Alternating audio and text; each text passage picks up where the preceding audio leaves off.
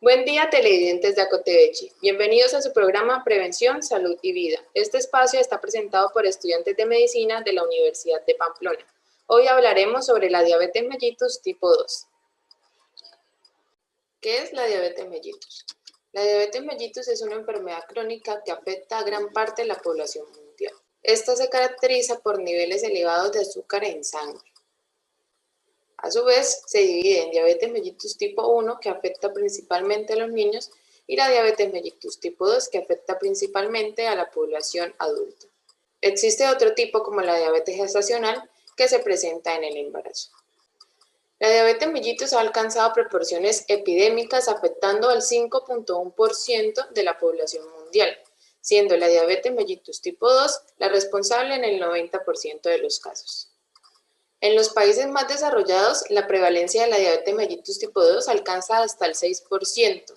Antes, esta se consideraba una enfermedad de inicio tardío, ahora vemos que se están presentando hasta en niños de 8 años. A pesar de los avances en el tratamiento y la prevención, la prevalencia de la diabetes mellitus tipo 2 ha aumentado de manera drástica, más de lo esperado. En 1997 había 120 millones de personas con esta enfermedad, y se esperaba que en el 2000 alcanzara una cifra de 150 millones, pero alcanzó una cifra de 177 millones. Por lo tanto, en el 2025 se estima que haya 333 millones de personas que sufran esta enfermedad. Los signos y síntomas a tener en cuenta son deseo frecuente de orinar, fatiga extrema e inexplicable, dolor de estómago, náuseas o vómitos, una visión borrosa, irritabilidad, pérdida de peso inexplicable y una sed excesiva. Cabe resaltar que estos síntomas y signos se van a presentar lentamente y puede que usted tenga unos niveles elevados de azúcar en sangre, pero aún no sean tan evidentes. ¿Cómo se produce esta enfermedad? Bueno, vamos a ver que los niveles de azúcar en sangre normalmente permanecen en un cierto rango. En otras palabras, el cuerpo tiene un sistema que regula cuánta cantidad de azúcar va a circular por la corriente sanguínea. Este sistema se centra en una hormona, que es la hormona de la insulina, que se libera desde las células beta que se encuentran en el páncreas. ¿Qué hace la insulina? La insulina acelera la transferencia de azúcar desde la sangre hacia las células del hígado, tejidos grasos y músculo, donde se utiliza como combustible o se almacena para usarlo posteriormente. En la diabetes tipo 2 este proceso no funciona bien. Entonces, en lugar de que el azúcar pase a las células, esta se acumula en la sangre. A medida que se elevan los niveles de azúcar en sangre, las células beta del páncreas empiezan a secretar más insulina, pero eventualmente pierden su capacidad y no pueden fabricar insulina suficiente como para satisfacer las necesidades del cuerpo. En la diabetes tipo 1, que es mucho menos frecuente, lo que pasa es que el cuerpo ataca por error a las células beta del páncreas, por lo tanto, dejan de producir o de secretar insulina. Ahora vamos a hablar de los factores de riesgo. Los factores que pueden aumentar el riesgo de padecer diabetes tipo 2 son los siguientes. Tenemos el peso. El sobrepeso pues es un factor de riesgo principal para la diabetes tipo 2. No obstante, pues no es necesario tener exceso de peso para desarrollar la enfermedad. En cuanto a la distribución de la grasa, si se almacena la grasa principalmente en el abdomen, pues se tiene un mayor riesgo a padecer la enfermedad a que se almacenara en algún otro lugar, ya hablando de las caderas o los muslos.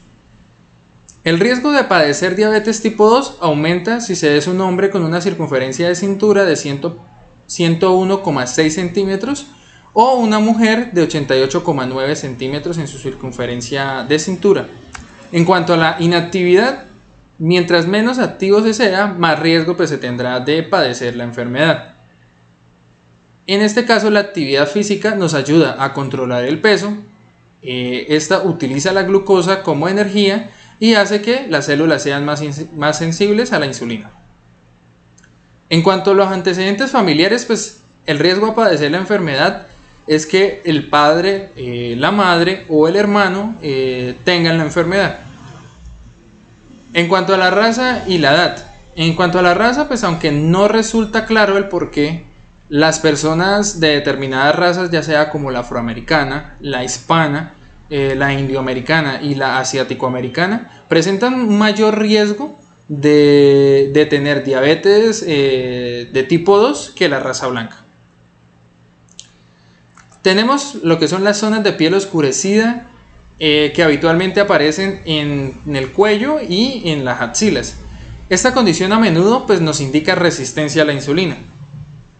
También tenemos otros factores de riesgo, como son la diabetes gestacional. Aquella mujer que tuvo diabetes gestacional cuando estaba embarazada, su riesgo a padecer diabetes tipo 2 aumenta. Ahora, si dio a luz un bebé de más de 4 kilogramos de peso, también corre el riesgo de padecer diabetes tipo 2. También tenemos lo que es el síndrome ovario poliquístico, que para las mujeres pues, es una enfermedad caracterizada por periodos menstruales irregulares, crecimiento excesivo del vello y obesidad, que este síndrome hace que se aumente el riesgo de presentar diabetes en un futuro. Ahora vamos a hablar del diagnóstico. La diabetes tipo 2 suele diagnosticarse mediante la prueba de hemoglobina glicosilada. ¿Qué nos indica esta prueba? Nos indica el nivel de azúcar en sangre promedio en los últimos 2 o 3 meses. Los niveles normales se van a encontrar por debajo de 5.7%. También cuando tenemos porcentajes como de 5.7 a 6.4, esto se considera prediabetes. Ahora, un nivel de hemoglobina glicosilada con un porcentaje de 6.4 superior en 2 análisis separados significa que el paciente tiene diabetes. Si la prueba de hemoglobina glicosilada no está disponible o se tienen ciertos trastornos en los cuales interfieran con la prueba de la hemoglobina glicosilada, es posible pues, de que el médico use las otras pruebas para diagnosticar la diabetes, como son el examen aleatorio de azúcar en la sangre, que debemos tener en cuenta que sin importar cuánto se haya comido por última vez una muestra que indique un nivel de azúcar en sangre de 200 miligramos sobre decilitros o superior, indica alta probabilidad de que tenga o padezca diabetes. Especialmente si en estos pacientes también se presentan signos y síntomas como orinar frecuentemente o tener mucha sed. Tenemos también el examen de azúcar en la sangre en ayunas. Entonces se toma una muestra de sangre después de una noche de ayuno y la lectura es la siguiente. Si tenemos menos de 100 miligramos sobre decilitros, se considera normal. Si estamos entre 100 y 125, es prediabetes. Y si ya tenemos de 125 o superior en 2 análisis separados, significa que pues, el paciente tiene diabetes. Ahora, también tenemos la prueba de tolerancia a la glucosa. Esta prueba pues, se usa con menos frecuencia que la otra, excepto pues, durante el embarazo. En este caso se tendrá que hacer ayuno durante la noche y luego beber un líquido azucarado en el consultorio médico, el cual pues, va a ir midiendo el nivel de azúcar en sangre periódicamente durante pues, las siguientes 2 horas. Entonces, ¿cómo se ven los resultados? Si los resultados salen que tiene menos de 140 miligramos sobre decilitros, el resultado es normal. Si está en un rango de 140 a 199 miligramos sobre decilitros, es prediabetes. Y si tenemos un resultado mayor de 200 miligramos sobre decilitro o mayor después de las 2 horas de que duró la prueba, sugiere que el paciente tiene diabetes. Ahora hablando de las complicaciones. Las complicaciones en la diabetes a largo plazo se desarrollan de manera gradual.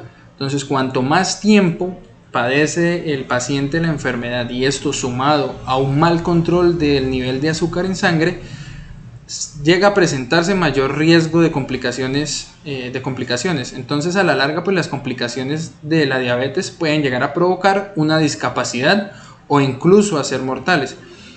Entre estas pues tenemos lo que es la enfermedad cardiovascular. La diabetes aumenta drásticamente el riesgo de sufrir diversos problemas cardiovasculares, como son la arteriopatía coronaria con dolor de pecho, ataque cardíaco, accidente cerebrovascular y estrechamiento de las arterias. Entonces, también tenemos lo que son los daños a los nervios o las neuropatías. El exceso de azúcar puede dañar las paredes de los vasos sanguíneos diminutos, aquellos que llamamos capilares, que estos ayudan a alimentar los nervios, especialmente en las piernas. Entonces esto puede llegar a provocar hormigueo, entumecimiento, ardor o dolor, que generalmente va a comenzar desde la punta de los dedos de los pies o las manos y se va a extender gradualmente hacia arriba. Si no se recibe tratamiento, se podría llegar a perder la sensibilidad de los miembros afectados. Ahora, el daño de los nervios en relación con la digestión puede llegar a causar náuseas, vómitos, diarrea o estreñimiento. En caso de los hombres, puede llegar a dar lugar a una disfunción eréctil. Ahora tenemos el daño renal o las nefropatías. Los riñones contienen millones de racimos de vasos sanguíneos diminutos que filtran su función es filtrar los residuos de sangre. En la diabetes, este sistema de filtrado se va a dañar, lo cual me va a llevar o me va a conducir a una insuficiencia renal o una enfermedad renal terminal, que puede requerir ya de una diálisis o un trasplante de riñón. En cuanto al daño ocular o la retinopatía, la diabetes puede llegar y dañar los vasos sanguíneos de la retina, lo cual me puede llevar a una ceguera o a otras afecciones graves como son las cataratas y el glaucoma. También tenemos la cicatrización lenta y las enfermedades de la piel, que pues normalmente estos pacientes son muy propensos a las infecciones bacterianas y micóticas y también al deterioro auditivo. Bueno, vamos a hablar ahora sobre el tratamiento y las medidas generales que deben adoptar personas que padezcan de diabetes tipo 2. Entre esas tenemos la pérdida de peso, una alimentación saludable, hacer ejercicio en forma regular, si están indicados o no los medicamentos para la diabetes y el control del azúcar en sangre. Como primera medida tenemos la pérdida de peso. Se ha demostrado que perder peso en personas que tienen diabetes tipo 2 ayuda a disminuir los niveles de azúcar en sangre y esto a futuro va a disminuir las complicaciones y va a mejorar el estilo de vida de esta persona. Se recomienda perder del 7 al 10% de su peso corporal total, es decir, si una persona pesa 100 kilogramos, se recomienda perder de 7 a 10 kilogramos al inicio de su tratamiento. Y esto se complementa con una alimentación saludable y un ejercicio a diario. La siguiente medida es la alimentación. Debemos tener en cuenta que estas personas que padecen de diabetes tipo 2 no pueden tener la misma alimentación que una persona que no padezca de esta enfermedad. Entonces hay 5 alimentos que debemos limitar, los cuales son los granos procesados, como el arroz blanco, los vegetales enlatados, los jugos o bebidas con sabor a frutas, también las gaseosas. Se indica que debe ser muy poco el consumo, tocino y carnes frías y la comida frita. La alimentación en estas personas debe ser equilibrada y balanceada. Aquí tenemos un ejemplo de cómo debería estar compuesto un plato de comida, en el cual el 50% debe ser frutas y verduras, los cuales pueden ser al gusto de la persona, un 25% de proteínas, las cuales pueden estar compuestos por carne, pollo, pescado, huevo, entre otras, y carbohidratos, un 25%, como el arroz, el pan, las pastas. Lo que no se recomienda es en un plato de comida tener arroz, papa y pastas al mismo tiempo, debido a que se ingiere un gran consumo de carbohidratos y así no podemos mantener un buen control del azúcar. Ejercicio en forma regular. Tenemos la creencia que hacer ejercicio es salir a trotar todos los días o ir al gimnasio y no necesariamente. Se puede comenzar desde caminar de 10 a 15 minutos a diario y posteriormente ir elevando su intensidad si la persona se siente capacitada. Debemos tener en cuenta que personas mayores de 60 años, personas que tengan problemas cardíacos o sufran de sobrepeso, deben primero consultar al médico antes de comenzar a hacer el ejercicio. Ya después de salir a caminar y que la persona se encuentre con un mejor estado físico, ya puede salir a trotar y posteriormente hacer ejercicios intensos. En cuanto a los medicamentos para la diabetes, no siempre se recomiendan medicamentos en todas las personas que sufran de esta enfermedad.